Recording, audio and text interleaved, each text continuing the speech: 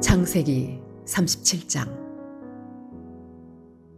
야곱이 가나안 땅 곧 그의 아버지가 거류하던 땅에 거주하였으니 야곱의 족보는 이러하니라. 요셉이 17세의 소년으로서 그의 형들과 함께 양을 칠 때에 그의 아버지의 아내들 비라와 실바의 아들들과 더불어 함께 있었더니 그가 그들의 잘못을 아버지에게 말하더라. 요셉은 노년에 얻은 아들이므로 이스라엘이 여러 아들들보다 그를 더 사랑하므로 그를 위하여 채색옷을 지었더니 그의 형들이 아버지가 형들보다 그를 더 사랑함을 보고 그를 미워하여 그에게 편안하게 말할 수 없었더라. 요셉이 꿈을 꾸고 자기 형들에게 말하매 그들이 그를 더욱 미워하였더라. 요셉이 그들에게 이르되 청하건대 내가 꾼 꿈을 들으시오. 우리가 밭에서 곡식단을 묶더니 내 단은 일어서고 당신들의 단은 내 단을 둘러서서 절하더이다. 그의 형들이 그에게 이르되 네가 참으로 우리의 왕이 되겠느냐, 참으로 우리를 다스리게 되겠느냐 하고 그의 꿈과 그의 말로 말미암아 그를 더욱 미워하더니 요셉이 다시 꿈을 꾸고 그의 형들에게 말하여 이르되 내가 또 꿈을 꾼즉 해와 달과 11별이 내게 절하더이다 하니라. 그가 그의 꿈을 아버지와 형들에게 말하매 아버지가 그를 꾸짖고 그에게 이르되 네가 꾼 꿈이 무엇이냐? 나와 네 어머니와 네 형들이 참으로 가서 땅에 엎드려 네게 절하겠느냐? 그의 형들은 시기하되 그의 아버지는 그 말을 간직해 두었더라. 그의 형들이 세겜에 가서 아버지의 양떼를 칠 때에 이스라엘이 요셉에게 이르되 네 형들이 세겜에서 양을 치지 아니하느냐? 너를 그들에게로 보내리라. 요셉이 아버지에게 대답하되 내가 그리하겠나이다. 이스라엘이 그에게 이르되 가서 네 형들과 양떼가 다 잘 있는지를 보고 돌아와 내게 말하라 하고 그를 헤브론 골짜기에서 보내니 그가 세겜으로 가니라. 어떤 사람이 그를 만난즉 그가 들에서 방황하는지라. 그 사람이 그에게 물어 이르되 네가 무엇을 찾느냐? 그가 이르되 내가 내 형들을 찾아오니 청하건대 그들이 양치는 곳을 내게 가르쳐 주소서. 그 사람이 이르되 그들이 여기서 떠났느니라.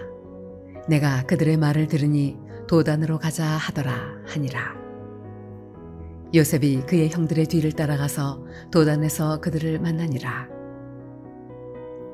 요셉이 그들에게 가까이 오기 전에 그들이 요셉을 멀리서 보고 죽이기를 꾀하여 서로 이르되 꿈꾸는 자가 오는도다.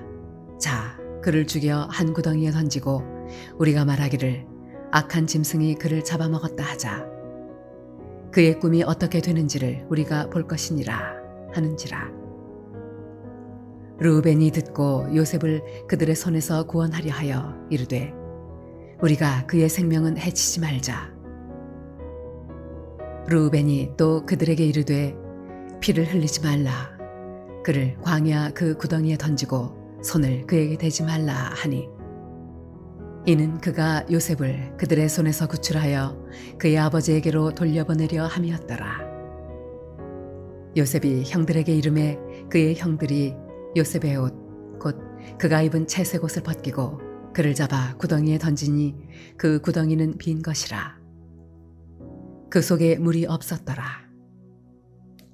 그들이 앉아 음식을 먹다가 눈을 들어본즉 한 무리의 이스마엘 사람들이 길르앗에서 오는데 그 낙타들의 향품과 유향과 몰약을 싣고 애굽으로 내려가는지라. 유다가 자기 형제에게 이르되 우리가 우리 동생을 죽이고 그의 피를 덮어둔들 무엇이 유익할까? 자, 그를 이스마엘 사람들에게 팔고 그에게 우리 손을 대지 말자. 그는 우리의 동생이요 우리의 혈육이니라 하매 그의 형제들이 청종하였더라. 그때 미디안 사람 상인들이 지나가고 있는지라. 형들이 요셉을 구덩이에서 끌어올리고 은 20에 그를 이스마엘 사람들에게 팔매 그 상인들이 요셉을 데리고 애굽으로 갔더라. 르우벤이 돌아와 구덩이에 이르러 본즉 거기 요셉이 없는지라. 옷을 찢고 아우들에게로 되돌아와서 이르되 아이가 없도다. 나는 어디로 갈까? 그들이 요셉의 옷을 가져다가 순념소를 죽여 그 옷을 피에 적시고 그의 채색 옷을 보내어 그의 아버지에게로 가지고 가서 이르기를 우리가 이것을 발견하였으니 아버지 아들의 옷인가 보소서 하매 아버지가 그것을 알아보고 이르되 내 아들의 옷이라. 악한 짐승이 그를 잡아먹었도다.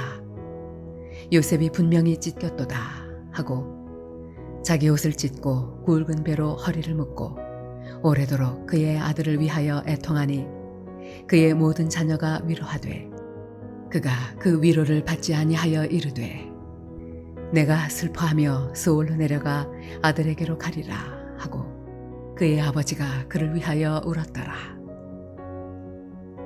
그 미디안 사람들은 그를 애굽에서 바로의 신하 친위대장 보디발에게 팔았더라.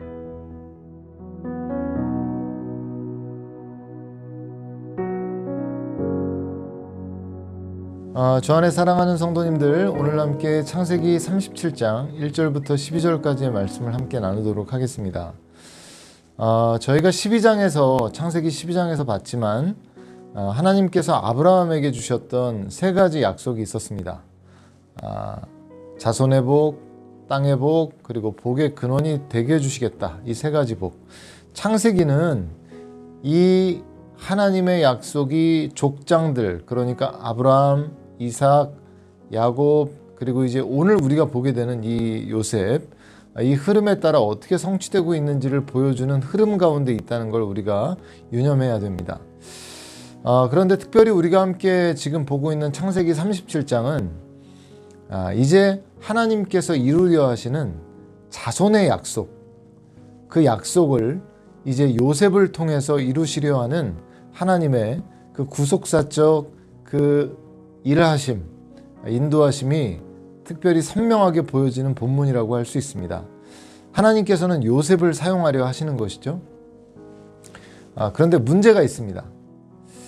요셉이 그 하나님의 꿈을, 하나님의 비전을 성취하기에는 아직 너무 서툴고 교만하고 즉흥적이라는 겁니다.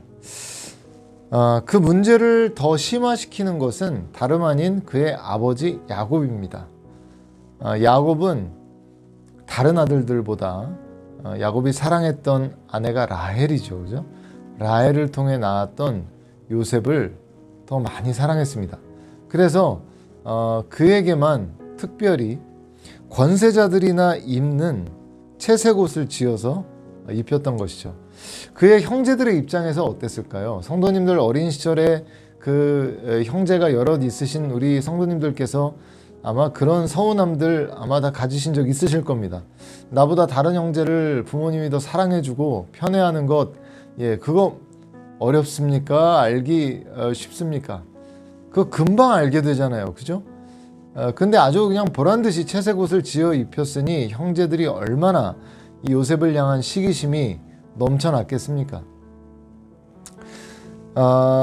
그런 후원을 받고 있었기 때문에 요셉은 형들이 어떤 잘못을 하거나 문제를 일으키면 아버지에게 가서 형들의 잘못을 일러 바치는 거죠.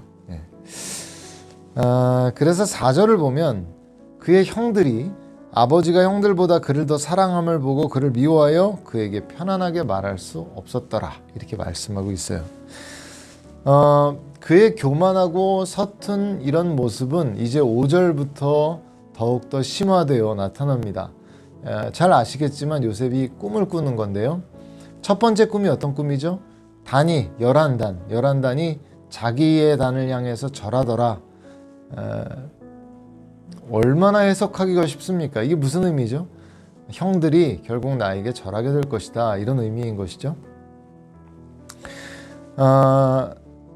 또 하나의 꿈을 꾸는데 이제는 해와 달과 11별이 나에게 절하였다. 그리고 그 꿈을 또 이제 아버지와 온 형제들에게 말합니다. 첫 번째 꿈에 대해서 말했을 때도 형제들이 분을 내면서 네가 우리 위에 그런 권세자가 되겠느냐라고 하면서 아주 그 불편한 기색을 드러냈는데 이 두 번째 꿈을 말할 때는 이제 아버지까지 나서서 요셉을 꾸짖습니다. 예. 얼마나 요셉이 서툴고 얼마나 요셉이 그 하나님의 꿈을 담기에 아직 미숙한가 우리가 볼 수 있죠. 성도님들, 요셉이 분명히 형들이 자신을 미워한다는 걸 알고 있었으면 그 꿈을 꾸었을 때 어떻게 해야 될까요? 눈치가 조금이라도 있는 사람이라면 당연히 그 꿈을 말하면 안 되죠, 그죠? 형들이 가뜩이나 미워하는데 꿈 의미도 해석하기 어려운 것도 아니고 요셉이 꿈의 의미를 몰라서 그 말을 했겠습니까? 아마 신이 나서 얘기했을 것 같죠. 근데 생각해 보십시오. 요셉은 마치 이 본문 가운데 흐르고 있는 어떤 배경이 이런 그 상황이 마치 자랑하듯이 뭔가 그 꿈을 내세우는 것과 같은 그런 뉘앙스를 느끼게 해줍니다. 아니라면 그걸 말할 필요가 없죠. 근데 요셉은 넘치는 기쁨에 그런 이야기들을 하고 있었던 것으로 보입니다. 이게 가장 요셉이 가진 치명적인 약점이었습니다. 이게 뭡니까? 하나님께서 요셉을 통해 하나님의 뜻을 이루려 하시는데 요셉은 그 하나님의 비전과 하나님의 꿈을 온전히 자기 자신만을 위한 꿈, 자기 자신만을 위한 비전으로 생각하고 지금 좋아하고 있다는 거예요. 하나님 중심적으로 그 꿈을 볼 수 있는 눈이 없고 그저 자기 자신만을 위한, 자기 자신이 높아지는 것에 대해서 흥분하고 있고 자기 자신이 그렇게 형제들보다 앞서는 것에 기쁨을 가지고 있다는 것이에요. 지금 이러한 이 요셉의 모습 가운데 정말 하나님의 꿈이 계속 온전히 성취될 수 있을까 하는 우리가 의문을 갖게 되는데 하나님의 꿈은 요셉의 연약함 때문에 중단되지 않습니다. 하나님께서 요셉을 앞으로 만들어 가실 것이기 때문에 하나님께서 결국 그 꿈을 성취하시기 위해서 요셉을 선택한 그 하나님의 선택이 온전히 성취될 수 있도록 그 모든 역사를 이끌어 가실 것이기 때문에 요셉의 연약함 때문에 그 하나님의 꿈이 중단되지 않습니다. 흔히 사람들은 어떤 사람이 하나님의 일을 하기에 너무 서투르다, 부족하다, 미숙하다 이런 이야기들을 하는 경우를 제가 보게 되는데요. 물론 자기 자신에 대해서도 그렇습니다. 저는 하나님의 일을 감당하기에 너무 연약합니다. 저는 너무 부족해요. 그래서 뭐 교회에서 목사님께서 이런 거 권면하시지만 전 못하겠습니다. 이런 분들이 참 종종 볼 수 있게 되는데요. 만약에 사람의 연약함 때문에 하나님께서 일을 하실 수 없다면 요셉까지 갈 것도 없이 야곱만으로도 얼마나 야곱이 하나님의 일을 감당하기에 부족한 사람입니까? 사람을 속이고 자신의 이익을 취하기 위해서 말이죠. 그렇게 술수를 부리고 그저 자기 자신만 알고 그랬던 사람이 야곱 아닙니까? 얼마나 자기 자신으로 똘똘 뭉쳐진 사람입니까? 그러나 하나님께서 어떻게 하시죠? 그렇게 부모를 속이고 형을 속였던 그 야곱에게 그 뾰족뾰족한 것이 아직도 남아있고 자기중심적인 야곱을 하나님께서 인생 채찍을 통해 다루십니다.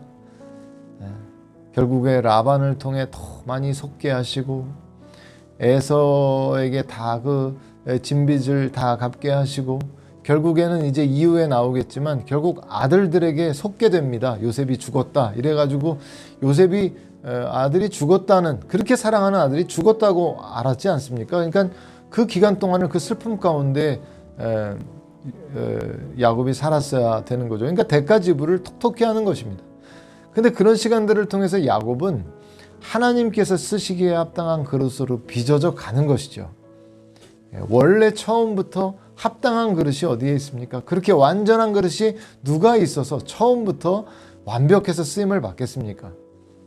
오늘 요셉도 마찬가지입니다. 지금 볼 때는 정말 서툴고 미숙하고 이런 부분들이 많이 보이지만 하나님께서 그런 요셉을 우리가 앞으로 보겠지만 만들어 가신다는 것이죠.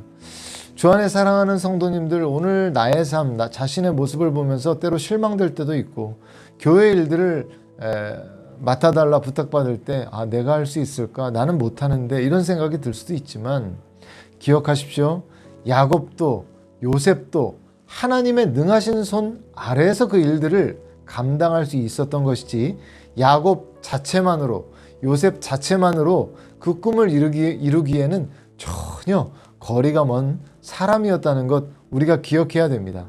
여전히 하나님께서 우리를 붙들어주고 계시고 함께 해주고 계시고 우리에게 일들을 맡기셨다면 그 일을 이루시는 분도 하나님이시라는 걸 우리가 기억하면서 그 하나님의 능하신 손 아래에서 하나님과 함께 하나님의 뜻을 이루어드리며 살아가시는 저와 여러분들이 되시기를 주님의 이름으로 축원드립니다. 기도하시겠습니다.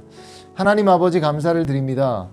오늘 우리에게도 야곱과 요셉과 같은 연약함들이 있습니다. 그러나 우리의 꿈이 아니라 하나님의 꿈이기에 하나님께서 우리를 통해 그 일들을 이루어 가시고 우리를 빚어가심을 통해서 더 아름답게 그 꿈들을 성취하실 수 있음을 우리가 믿습니다. 그 하나님을 기대하며 오늘 하루를 또한 살아가는 우리 모두가 될 수 있도록 인도하여 주옵소서. 감사드리며 살아계신 예수님의 이름으로 기도드렸사옵나이다. 아멘.